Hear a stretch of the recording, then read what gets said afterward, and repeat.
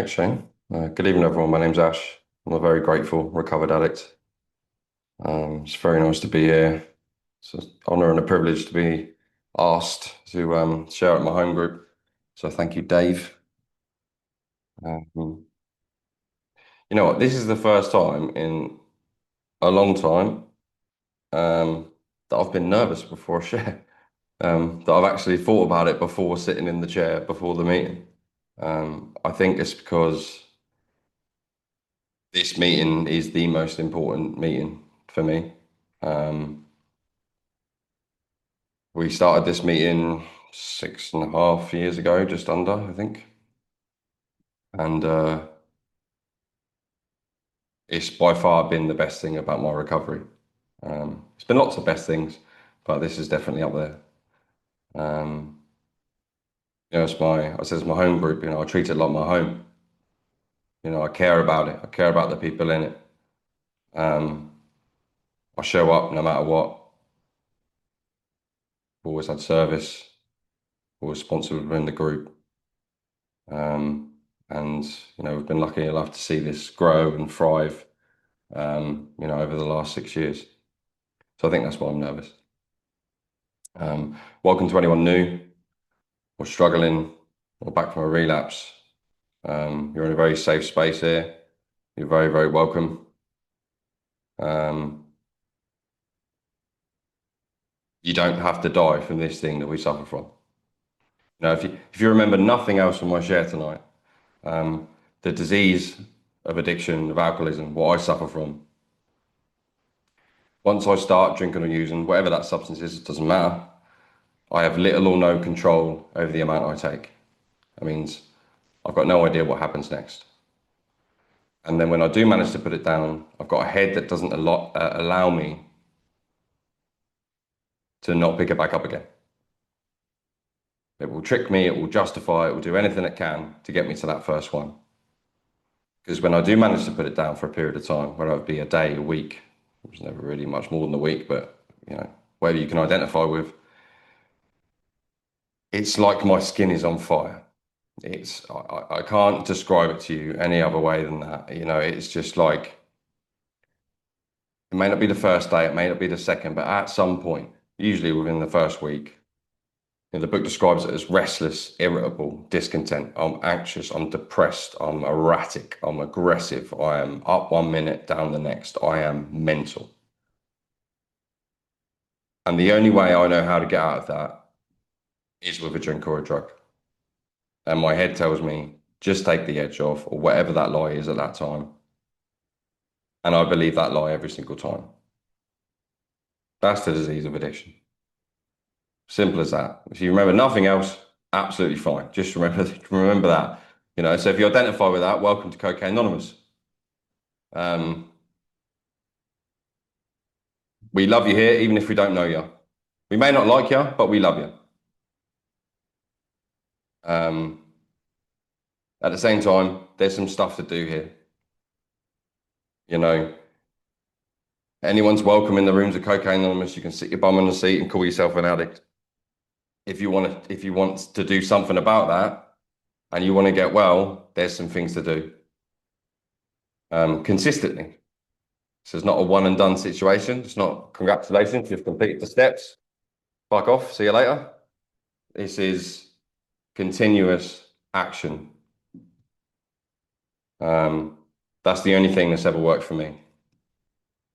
Anyway, I guess I'll start at the beginning. Look, for the first time I took a substance, for me it was alcohol. It fixed this problem I didn't know I had. It enabled me to interact with people, enabled me to look you in the eye rather than at my feet when I'm having a conversation with you. It made me Superman. Like I went from this shy, timid little boy to someone who believes he can do anything at any time, regardless of the consequences. And I absolutely loved it. I love the effect produced by alcohol and drugs. I would not be sat here if I did not. I won't talk too much about my using, but the first half, I used to say there was no consequences and it was not that dramatic, but as time has gone on, the truth has been more truth has been revealed about that situation. But the first half was nowhere near as bad as the second half. You know, I did a lot of traveling, I worked abroad, I chased a party. Um, I was having fun, in inverted commas, for those listening to this record.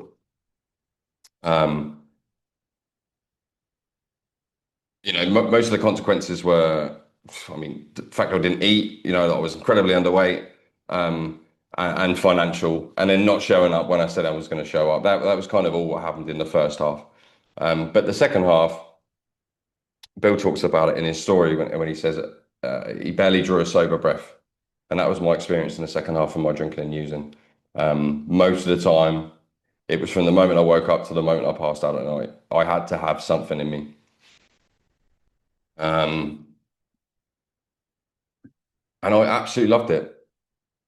And I was deluded for years about not having a problem. It never even entered my head that I had a problem. I had a great job. I had a group of friends. I had a girlfriend. I lived in a nice house. I had a nice car. I don't have a problem. I pay all my bills, usually late, but I still pay them. Um, and I went like that for literally years. And until eventually, I mean, I think deep down, I started to see there was a problem, but I wasn't really aware of it that much, and I kind of just sort of brushed it under the carpet. But the consequences started to get worse. The quantity and the frequency started to get worse. And my partner at the time, I mean, every day I would come home and I would open my bottle of whiskey. I'd been drinking and using all day. I was a chef back then, and I would crack on with my whiskey because I'm a whiskey connoisseur because I've been to the fucking Jameson's factory once. But I know now that that's what got me there the quickest. That's got me to oblivion, polish off a bottle. And every single night I got home from work, she'd be like, "You're an alcoholic." I'd be like, "What are you talking about? I'm not an alcoholic. I don't sit on park benches on my own," although I did, but she didn't know that. Um, and every night for like 6 months, she said, "You're an alcoholic." Denied it every single time. And then one night, same, nothing had really changed. Said it again, and then something in me just broke, and I said, "Look, it's not just the alcohol; it's this, and this, the cocktail of stuff I was taking at the time." Um, there was tears, there was hugs, there was relief. I'm not living this lie anymore. Um, and I was like, "Oh, this is okay. I feel a bit better." Um, so I was like, "Right, I'm going to seek some help." Over the next 18 months, here are some of the methods that I tried. Doctors, drug and alcohol services, counselors, psychologists, group therapy, different medications. The obvious things like putting one thing down, picking up another. Um, and nothing worked for a long period of time for me. And it just got worse and worse and worse. And then I eventually, after like a year of trying to stop, I told my family. I said, "Look, I need some help. Like I'm a mess. I keep going missing." And my partner at the time, she would have to come pick me up at whatever time. I'm passed out in a bush somewhere near Ipswich Hospital. Always the same bush. Many of you know. It's my favourite one. Like my friends don't use like that. You understand? Like my friends can have a few pints, or they might even get absolutely annihilated and have a bag of gear or some pills or whatever.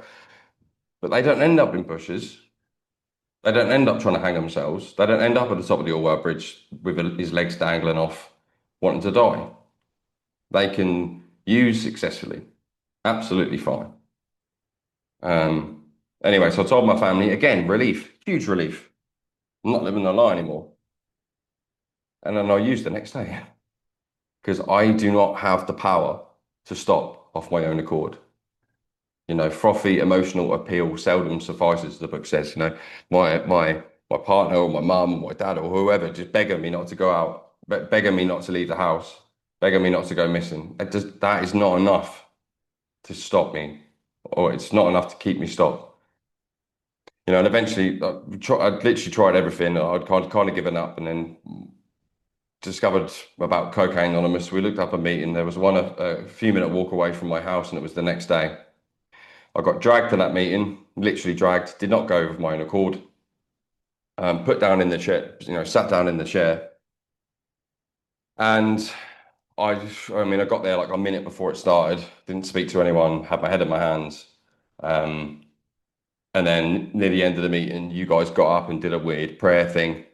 And then as soon as that was done, I bolted out the door. And the secretary of the meeting at the time, he ran after me. He grabbed me by the arm. He's like, "Hi mate, my name's blah blah blah. Do you need some help?" And I was like, "I'm fine, not from you."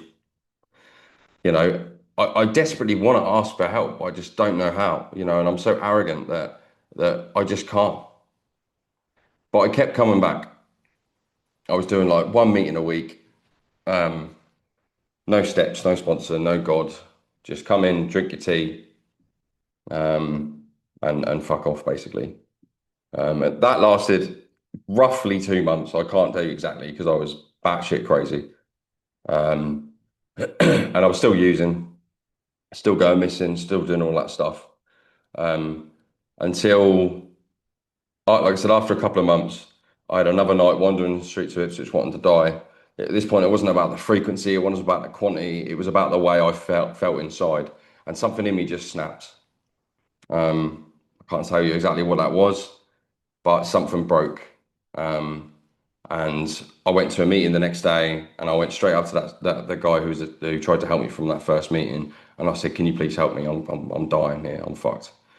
And he said yes with a big grin on his face, and I didn't really understand that at the time, but he was crying out for sponsees in that time, and he was very very happy to help me, and that was the date I went back to that meeting again was the 17th of November 2019, and I have not had a mind altering substance since. Um, 6.5 nearly, I guess, or more than that. I don't know. I can't remember. Something like that. Um, this stuff works. I am living proof. There is many, many, many years in this meeting, um, all singing off the same hymn sheet, all doing the same things, all clean, all happy, just living our lives. Um, from day one of asking him for help, he gave me some stuff to do. That was prayer in the morning, meditation, reading my book, writing a gratitude list, calling them at a specific time, reaching out to a couple of newcomers throughout the day, getting to as many meetings as possible. Speaker tapes, which were quote unquote optional. I've still never missed a day in 6.5 years.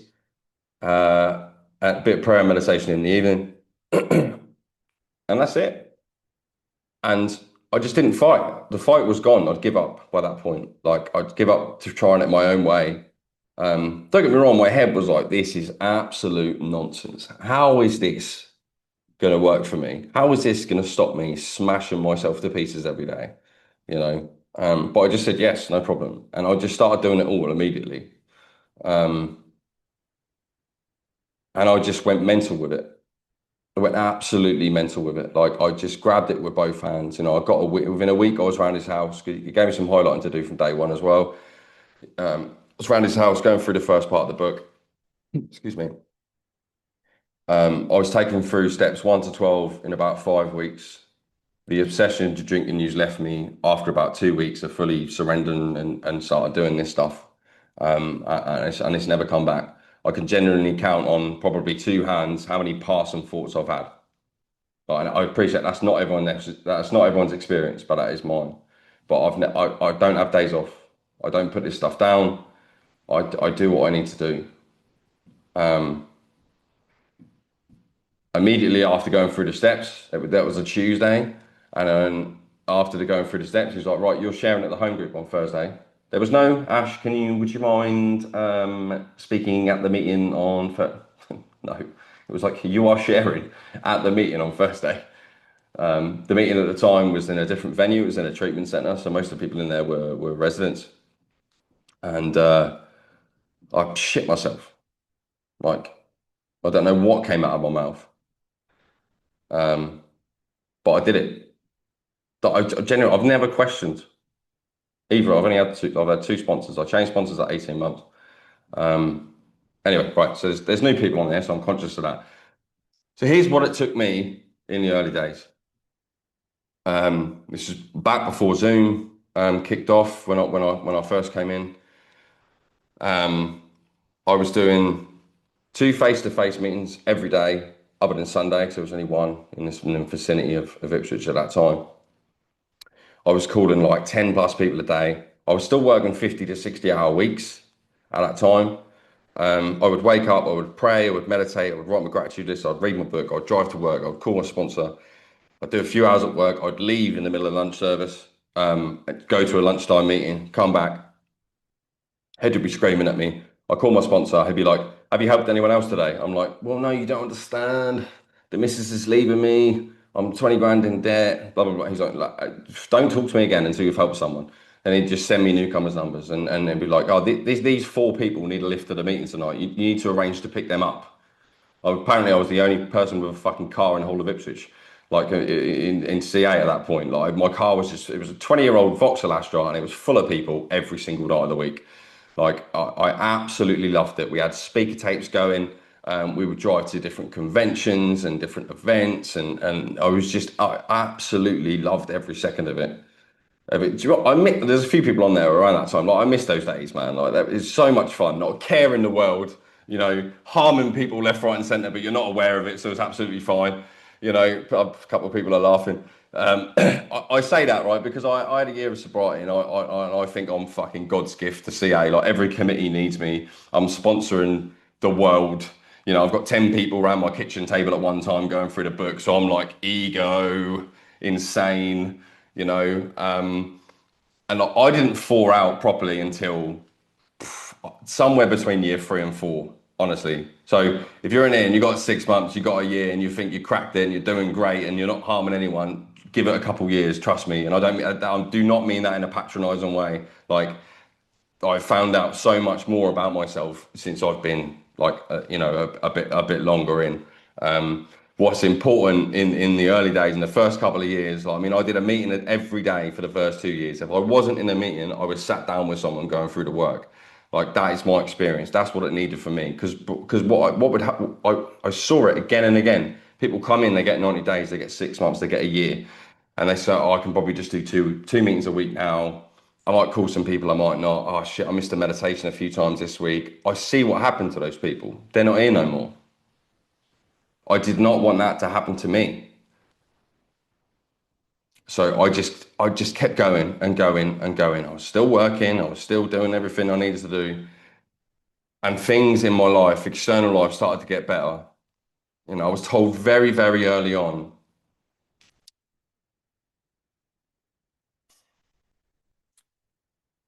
base my life around base my recovery around, hold on a minute, base my life around my recovery, not the other way around. So I live here and visit the world. That's how, like, everything in my life and in my schedule is based around what my service is, what my commitments are with my sponsees, so on and so on and so on. If I have to get up to get a plane and leave at 4 in the morning, I'm up at least an hour before so I can get my prayer, meditation, gratitude, reading done. Like, it doesn't matter if I'm up at 2 in the morning, I need to be up at 1 in the morning. Like, I've just been on tour around Europe with a band, right? I'm a photographer and videographer, well, part-time now. And I was having like 2 hours sleep sometimes. I'm getting up an hour before everyone else so I can get my stuff done because I don't even dare risk it. I'm sure one day or two would be fine, right? But I don't risk it. I can't. I can't sit here at a meeting or talk to my sponsees and say I'm consistent and then I'll start skipping shit. Like one of the most important things I've learned here, there's many, many things I've learned here, is integrity, is doing what I say I do when I say I'm going to do it. Like I never had that before. I was always late. I always like didn't show up if I say I was going to show up. I was not a man of my word. I did not have integrity. Nobody trusted me. Like I learned that here. I learned how to be a kind, loving, giving human being in the rooms of Cocaine Anonymous. and learning from the people that came before me, and then also learning from my mistakes because there's been points in my sobriety where I've called my sponsor before or usually after I've done something that's probably less than spiritual, because it's easier to ask for forgiveness than permission, right? But there are occasions where I've called up before and said I'm thinking about doing this. That is a horrible idea, Ash. Horrible idea. Okay, cool. Thanks for your feedback. And then I do it anyway. And then I get in pain because that's when I'm running on my will. If I'm aligned with God's will, whatever that looks like to you, higher power, whatever. I don't even understand it. I can't even give you a description. All I know is it's the voice that tells me right from wrong, deep down within where the book told me I would find it. And I clear the way by regular inventory, step 10s, and then step 11 nightly reviews. And I can clear the way and I can build that connection. I can tap into that connection and listen to that voice within. But sometimes the voice within down here, can't see because I'm down here, it sounds like this thing. And it's really difficult to differentiate between the two sometimes. So that's when I have my sponsor and other fellows that I trust that literally know every single detail about my life. I hold nothing back. And I'll call them up and I'll talk to them and I'll tell them what's going on. And, I don't know what to do, give me some advice, whatever that may be. And I can listen to that or I can't, or I either do or I don't. But like for me, it's been so important. I think it was after about a year, instead of just calling newcomers, I was instructed to call people who've been around a long time as well. And I started forming relationships with people with 10, 15, 20, 30 years. And it's been really, really important and integral, for my recovery and my growth to have regular conversations with these people because they've been through everything that I've been through already. And if I'm going through something that's traumatic, that's upsetting, that's whatever, I'll call one of them up. And if they've not been through it, I guarantee you they'll put me to someone who has. It's and there's so much more here than stopping drinking and using. Like I've learned how to live in the rooms of Cocaine Anonymous and practicing the 12 steps. After about a year, I started going through the traditions. I started attending a concept workshop, and then I started hosting the concept workshop. Hosted that for like 3 years. Don't ask me anything about the concepts. Ain't got a clue. But I studied them for 3 years. It's that in depth, like it's that intense, right? I probably know a little bit more than what I did before. But there's so much to learn. There's so much to do. There's no roof. There's no ceiling. There's no finish line in Cocaine Anonymous. There's always something to do. There's always something to learn. And for me, that's what makes it exciting. I have conversations with people, with people sometimes. They're like, I'm just bored. I'm like, can I just be brutally honest with you? And they're like, yeah. I'm like, well, that's your fucking fault, man. You don't have to be bored here. Life is exciting if you make it exciting. That's my experience. Yes, we go through unbelievably hard times. Like I've had some, like I'm going to go into the trauma and everything I've experienced since I've been clean and since I've been in Cocaine Anonymous, and but not once has it entered my head that drinking and using would be a good idea. I've still got up every day. I've done my stuff. I've stayed connected to more fellows. I attended more meetings, try and sponsored more people to get out of self. But life is what you make it, man. You can literally make like it's exciting stuff here. There's so much to do. Like we've been all over. A lot of us from this meeting. We go to festivals, raves, different events, unity days, conventions. There's so much to do. There's so much to experience. Not just in Cocaine Anonymous, in life as well. There's someone else on this meeting that we go to watch different DJs, different clubs, festivals, events. We're around it all the time. My favorite promises in the book are the 10-step promises. If you haven't got that far yet, it's all good.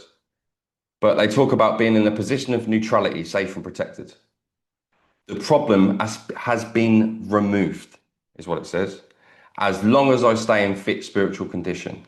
Really, really key, important qualification at the end of that paragraph. Yeah, so as long as I'm doing the stuff I need to do and I'm taking regular inventory and I'm being honest with my sponsor, and so on and so on and so on, I can stay in fit spiritual condition and I can be around it. I can be amongst it. There may come a certain point. It's usually around 1 a.m. when things start to take a bit of a downward turn with everyone around. I'm like, cool, I think that's time for me to go. But I say this not to boast, but to say you can literally do anything. You don't have to avoid anywhere. You can do anything, anything you want. If your motives are good, you're consistent, you stay spiritually fit, and you carry the message in all you do. That's my experience in the rooms of Cocaine Anonymous. So if you're new, welcome. The life, the life I've been given here is the best, better than the best I've ever known. Like my heart has been formed in Cocaine Anonymous. Like I love this meeting. Like I'm getting fucking emotional now. This meeting is my home, and I treat it that way. Like I said in the beginning, treat Cocaine Anonymous like your home, and just watch your life transform. It's really, really good to be here. It's an honor and a privilege, as I said. I'll leave it there. God bless.